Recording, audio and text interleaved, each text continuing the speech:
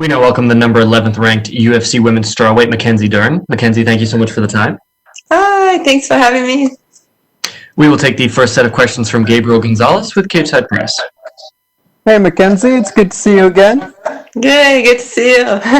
I know you can just hear me, right? Yeah. I want to start. This is your second fight with the team at RVCA. Obviously, you've had a lot more time with them this time. Just what difference has that made with just going into the fight? It's making the biggest difference, It's like one of the reasons I was so excited and I really want to fight in December. I don't know what's going to happen in 2021 with the COVID, if things are going to close or they're going to get better. So I was like, man, I'm training every day. I'm seeing such a big evolution on my game, my striking with coach, because he's in California, my dad lives in Arizona. So, I'm training more my boxing than my jiu-jitsu, and I'm like, man, I'm seeing such a big evolution and everything. So I really want to, try to take advantage of this momentum that I have from my last two fights, advantage of, my training with him and how much, potential he's showing me that I have. So I'm really happy and I'm excited to see if I can show you everyone on this fight. The interviews I've seen with you, you're clearly very excited to show that work. I can really hear that in your voice. I see on Instagram, though, and I see you are still rolling with your dad. Obviously, Megaton is well known. How does he fit in? Because I'm assuming he's always there to help you with your jiu-jitsu, but how does he fit in with your other coaches and all the other work they want to do with you? Yeah, my dad, he's a great guy. He's so charismatic, and it's funny because like he lives in Arizona and he's always competing and he's still competing like till today. I think he competes in next weekend or in 2 weeks from now. So it's kind of like he comes in, when he comes, we just like train jiu-jitsu together, like train the time he's with me, and then he goes back and then I come and then I go and keep training my boxing or wrestling, whatever I need to do. So I think the coach like it, because it's not like this mix of, no, you need to stay standing up, you need to stay going down to there. He's not like, really trying to push. He's never trying to make a strategy for me or anything like that. He's just like keeping me of how we were on the beginning, that I had so much success, during my whole jiu-jitsu career.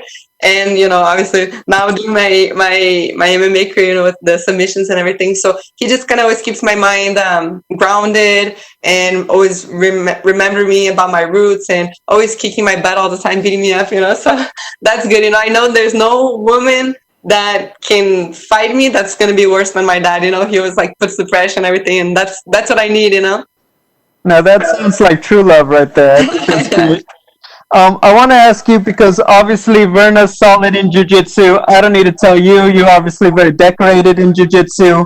For people who are not as smart, how would you describe the difference between your grappling and hers? It's funny because I think everyone's trying to find like this big difference, in the grappling and things like that. I think her grappling is a lot like, kind of pressure and, passing and things like that. And people see me, doing like these crazy leg locks and arm bars and kind of a little bit more looser and stuff like that. But man, I'm a complete fighter, jiu-jitsu fighter. I've been fighting, I think people don't realize like I have this pressure passing too. I've had to fight absolute divisions, my whole jiu-jitsu career. So I really think I'm a more complete fighter now. I'm doing everything like from pressure to pass like her, all the way to doing, beating bowling, going on the legs and the feet and jumping, all these triangles, omoplatas and stuff like that, the loose game too, even you can say like heel hooks and things like that we're not used to doing in jiu-jitsu, pure jiu-jitsu tournaments, So I really think the biggest difference is hers is maybe a little bit more one-dimensional, that is effective. It's really effective, especially when you have a ground and pound and stuff like that. But I think people don't realize that I know that style too, and that's part of my jiu-jitsu game too, is just to be well-rounded and to be the best in the world. Okay, thank you, Mackenzie. Good luck. Thank you. We will take the next set of questions from Chester Luo with PP Sport. Mackenzie, how are you? Good. How are you? Fine, thank you. I'm Chester from PP Sport China. And first of all, I would like to tell you that you already have a lot of fans among Chinese Jiu-Jitsu practitioners, and including me. And we all hope you can get the victory this Saturday. Oh, thank you so much. My first ADCC that I was invited to was going to be in Beijing, and I had my ACL tear like 3 weeks before, so I was never able to go to compete in China, But I hope to go there one day and train there and maybe meet you guys. Would be a pleasure. Yeah, yeah. So my first question is: before you became a pro MMA fighter, you were already the pound for pound number one women jiu-jitsu athlete, and I would like to ask you that you're right now you're fighting for your you're fighting in MMA. You're fighting for yourself or fighting for jiu-jitsu. That's a good question. I think I'm fighting for jiu-jitsu. I went into the MMA for that, for jiu-jitsu, and the more like my last two fights after my pregnancy, was two submission performance of the night bonus, and I think I'm really just trying to show how jiu-jitsu is effective, especially like when you mix punches and everything. So my goal always was to bring jiu-jitsu to a big platform, like Damian Maia, like Royce Gracie, like all these jiu-jitsu fighters, who really showed the UFC, and be like the woman inspiration for the jiu-jitsu and make jiu-jitsu even more famous than more famous as possible. Okay, and my next question is: since the achievement you had made in jiu-jitsu and you're naturally attract more attention when you're switched to MMA, and your opponent Jandiroba had mentioned that the victory over you will bring her more visibility. So, would this kind of attention be a kind of pressure for you? I don't think it's a pressure, I think definitely it's exciting, and I think fighting Verna, because she's a jiu-jitsu fighter too, it's gonna be able to give a lot of opportunities to show a little bit my striking, Of course, my plan isn't like to win the fight striking, but I definitely think it's gonna give a lot more opportunities to show and maybe hurt her a little bit on my striking, so the jiu-jitsu will be even easier. But I think it's gonna be a great fight, and it's good too. If I beat her too, it's gonna show. It's gonna help my name too on the jiu-jitsu as the best jiu-jitsu fighter in women's jiu-jitsu fighter in the UFC. So I think we're both in the same boat. I think a lot of my following, if she beats me, will follow to her and really give her a lot of respect and stuff like that. But I think the same way, more for me in the MMA world. She has, I think, 16 or 17 fights. If I beat her, especially with the jiu-jitsu, it'll help bring my name a little bit more like, yeah, okay, she's one of the best jiu-jitsu in the MMA world. Okay, thank you for your time and good luck to your Saturday. Yeah, thank you so much. Bye. We will take the next set of questions from Ryan McCarthy with Low Kick MMA. Hey, Mackenzie, how are you? Hey, Ryan, nice to see you or hear you. Yeah. So kind of wanted to see how is the preparation for Verna? I know she's she has a unique skill set, difficult to prepare for sure, and you're both ranked fighters. So how has it been preparing for someone like Verna? Yeah, I trained a lot my striking. I trained my jiu-jitsu too, for sure, just to make sure I'm on point and everything's clean and my timing is good. Since that's both of our strengths is the ground. So I definitely figured we're gonna both be on the ground sooner or later in the fight, and it's just gonna be who's thinking faster, who has the better options, the better transitions. But I trained a lot my striking for this fight. I think it will make the takedowns, and if I can hurt her a little bit on the striking and have a little bit more opportunities to show like my weakness against her weakness and show that my weakness is not my weakness anymore. I think that was kind of my goal for this camp. Just be prepared for everything and take advantage that I'm trained. I have my whole fight camp with Coach Perillo on this fight, so really there's been a big change in my level of my striking, and I think I'm going to be able to show that on this fight. For sure. And then kind of going off that, I mean, if you were, when you beat Verna, a ranked fighter, do you have a name in the top 10 that you're targeting after this fight? No name in particular. I think a lot of things are going to happen in 2021 with in between the top 10. I think a lot of the girls are going to fight each other, so I don't really want to say a certain name now and then it changes, and that maybe a certain girl was number, I don't know, 5 and then goes to 7 or something like that, but definitely 2021 I want to try to pick a little bit more my fights to really get me one step closer to the belt, not just fight anyone for any time, for anything. I really want to fight, top fighters and show that I have the level to be the champion, and I don't want to get there like by just fighting anyone. I want to get there by proving myself, and I think the best way to prove is by fighting the top contenders. For sure. Well, thank you for your time, Mackenzie. I really look forward to your fight on Saturday, and best of luck. Thank you.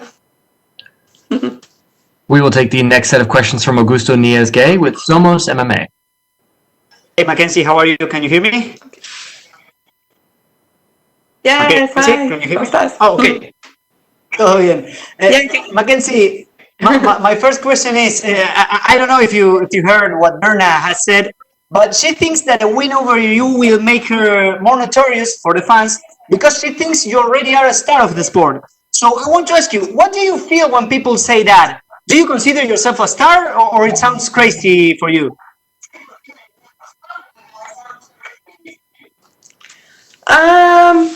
No, I don't think I don't see myself as a star yet. I definitely see potential for me to be a great champion.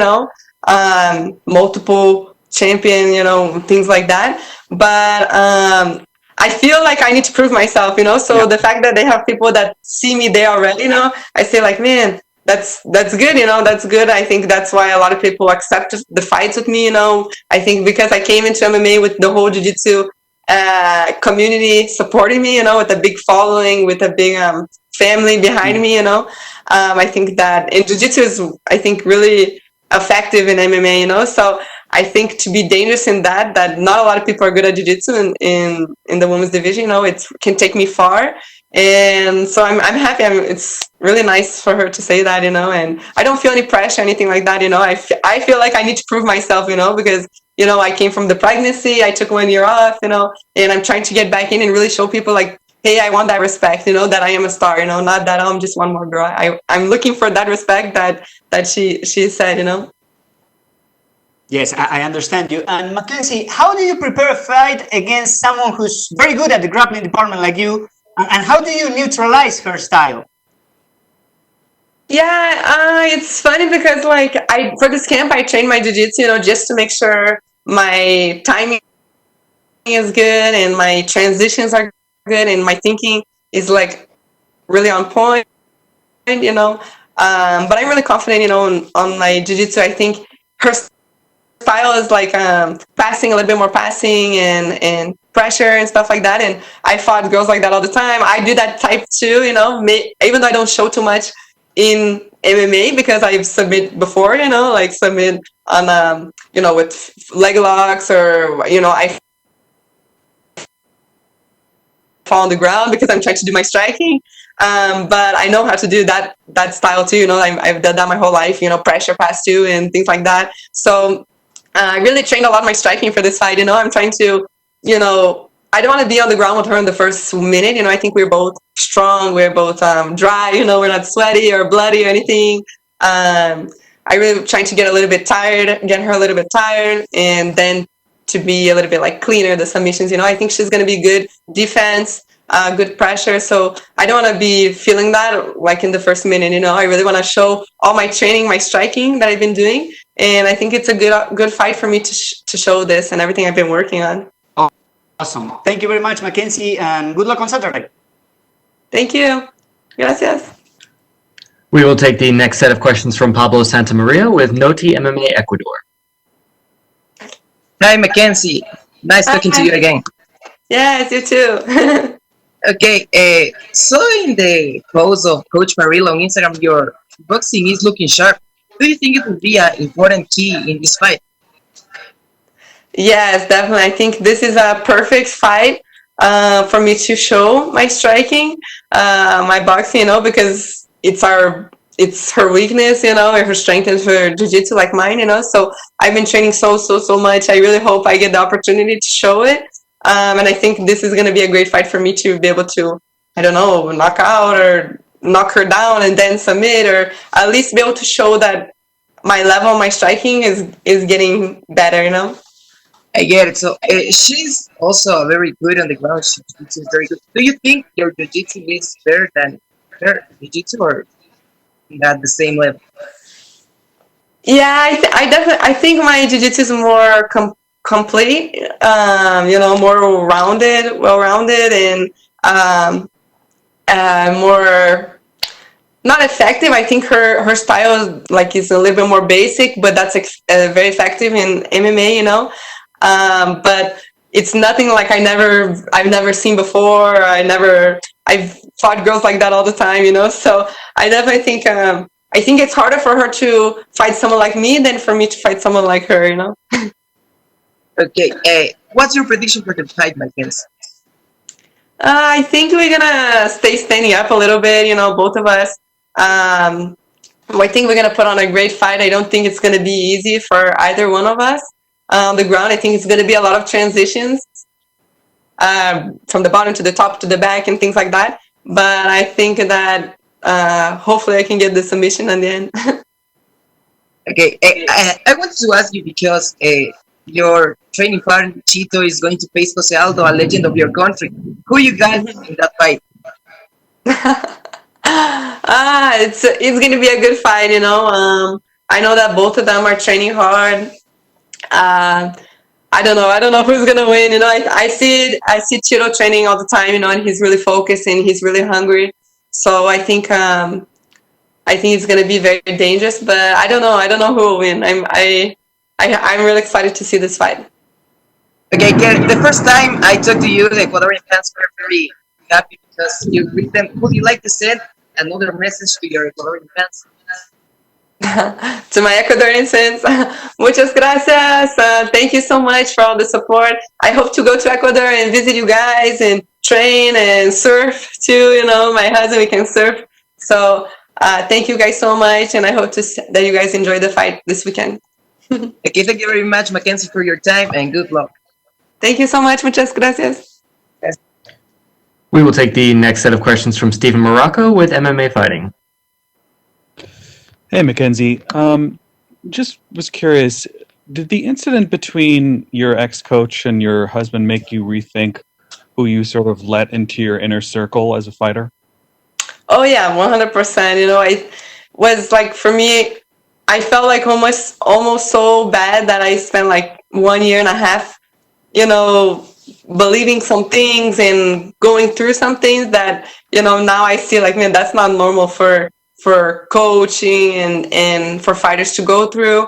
It's really crazy, and it's like, man, definitely gave me a different vision on, you know, my camps and just my life, you know, in general, and my career, who I want near me and stay close, and really who you open up to. And it's really dangerous, you know. What we do is dangerous, you know. We get punched in the face, can break your nose, can ruin your career, you know, by knee surgeries or things like that, you know. So it's not like just you know, to give in the hands of people for ego or things like that, you know. You need to be like with real professionals, and you need to feel good, and, you know, a happy fighter or a happy athlete, that's the best camp, you know, when you're happy with what you're doing and not having like a different battle in your mind, and then a battle in the fight, and then a battle, you know, in the family with their coaches, you know.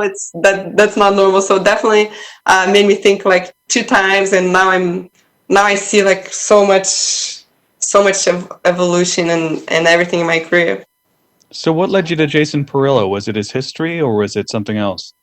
Yeah, it was definitely, I had heard of him before, you know, and Pat, you know, the owner of Ruka, I know he's known me since I'm a little baby, you know, from Jiu-Jitsu. So, you know, I know his like more private gym, you know, the Ruka, so I wasn't sure if Coach Perillo would want to train me. And I know that he's trained like such great fighters, Chris, BJ Penn, you know, who is a Jiu-Jitsu guy. So I really like that BJ was Jiu-Jitsu and Coach was able to, you know, to work with him to be champion, all these things. But I was kind of nervous, like, man, I hope that Coach will want to work with me. You know, I left the lab, and then I left this last gym, you know. I said maybe he's gonna think that I'm like a problem fighter, you know, something like that. And he said like, okay, come in. Man, I'm so happy he did, because like there's a reason why he's one of the best in the world. It's like it really does make a big difference. I talked to Hobson Gracie the other day, and he said it gets exhausting going to new gyms because people look at his last name and they instantly he's instantly a target. Do you experience the same thing? No, I think a lot of camps, the lab was like more team, so it was a lot of people, and they had a lot of people in the UFC with big names, and things like that. So it was really just kind of one more, and everyone was pushing me good and stuff like that. Black House, was kind of a little bit more team too, like more than one fighters, but I think I do better at private gyms, I think the Ruka, it's perfect, because I can just go do my thing, train. I see like Cheeto Vera there. I see, Bisping and Luke, and everyone's kind of doing their own thing. And you can watch and really see what these like world champions are doing. And like, okay, I see like Cheeto's in the gym. I need to be in the gym too, because that's where I want to be. I see Luke's in the gym. I need to go to, so really pushes you to have these high level fighters, but without that mix of everyone trying to kill you and all these things, and stuff like that. So I really like the gym, and I think the private gym is kind of more the way to go for my style, For sure. My last question, you came into MMA as a specialist in one area. What advice would you have for somebody like the boxer Clarissa Shields, who's trained so intensely in one area, and now she has to learn a new set of skills on this big stage? I think it just, stay consistent. I think for her who's starting now to be, mixed martial arts, her boxing is going to take her a long way for sure, but to not just train jiu-jitsu depending on who she fights, like, oh, I'm going to fight a jiu-jitsu girl, so now I'll start jiu-jitsu, start to train it from the beginning, twice a week, wrestling her weaknesses, because I think she's gonna go really long, just really far with her boxing, but when it comes the day that she fights a jiu-jitsu girl, something she's gonna be already prepared, if she starts now, and just always consistent and not get dismotivated, when you can't punch, have to be like in a gi and things like that, Thank you. Yeah, thank you. We will take our last set of questions from Omar Mert Savci with S Sport. Hello, Mackenzie. How are you? Hi, I'm good. How are you? Thanks. Mackenzie, how many more wins do you think you need to earn for title shot? I think 3 more wins. 3 more. Yeah. Okay. My other question, how does it feel to be a mother and a fighter?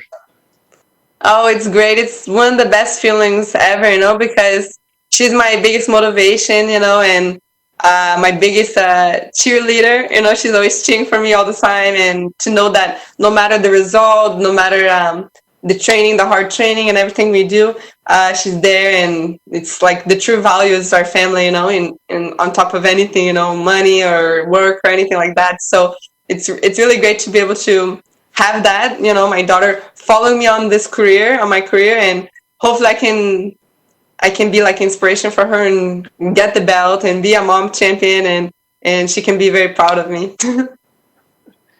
Mackenzie, you say I'm not a star, but you're a big star in Turkey. You have a huge fan base here. Do you have any message to Turkish fans? Oh, just thank you so much. I've never been to Turkey, but I really hope to go one day soon too. And thank you everyone for all the support. It's a surprise for me, that a lot of people like me there and everything like that. So thank you so much. Thank you. Good luck on Saturday, Mackenzie. Thank you. Bye-bye. Thank you so much, Mackenzie. That is all the questions we had for you. We really appreciate the time. Perfect. Thank you so much.